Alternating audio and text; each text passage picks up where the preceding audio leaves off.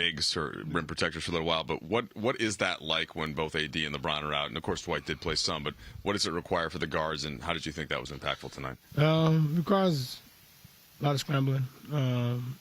Obviously we lacking size and in other areas as well, but a lot of the scramble, I thought we did a good job for most of the game.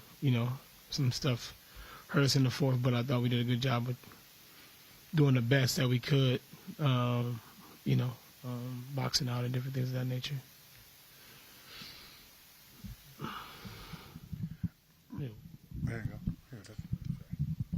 Russ, it's been 2 months to the day since you guys won consecutive games, and I know there's been all sorts of challenges this year, but I'm wondering if you could just put into words what it's been like over that period of time trying to get some momentum together. Yeah, I mean, it's, I feel like every time we win, get some momentum, something happens where it's been like that. Like, it seemed like I think we had a good game in Brooklyn or something, and then Brown was out, and then, like, AD, something happened after that.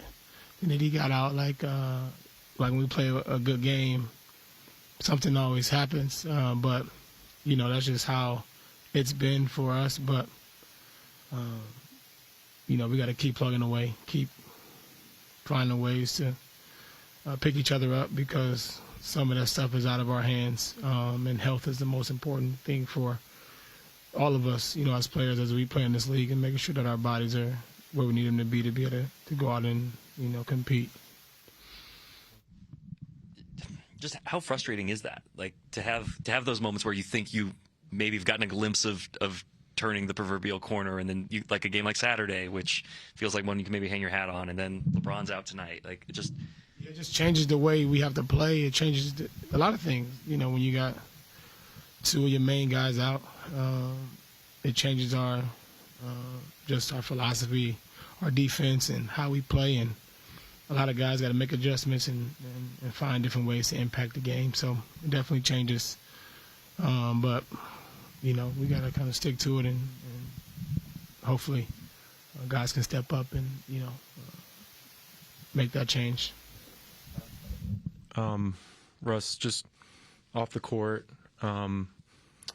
your wife had a social media thread today that I think gave some open kind of a window to some of the extreme things that have happened to your family this season. People kind of talking. My career, you mean?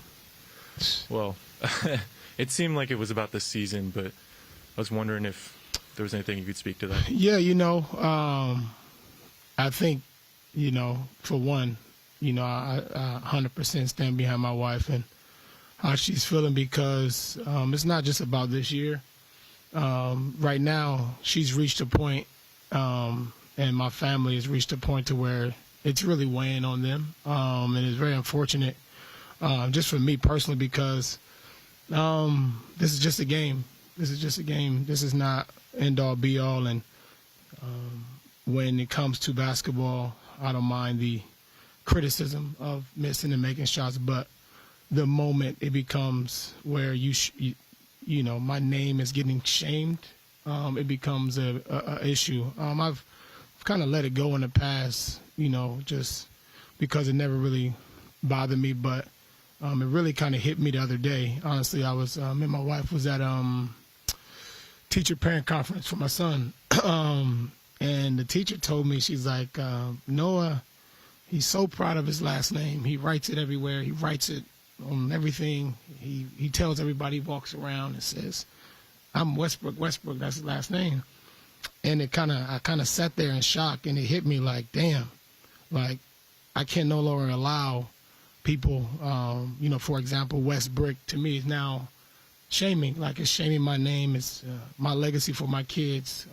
It's a name that means more, not just to me, but to my wife, to my mom, my dad, the ones that kind of paved the way for me. And that's just one example. I mean, that kind of hit myself and my wife in a place where it's not great, man.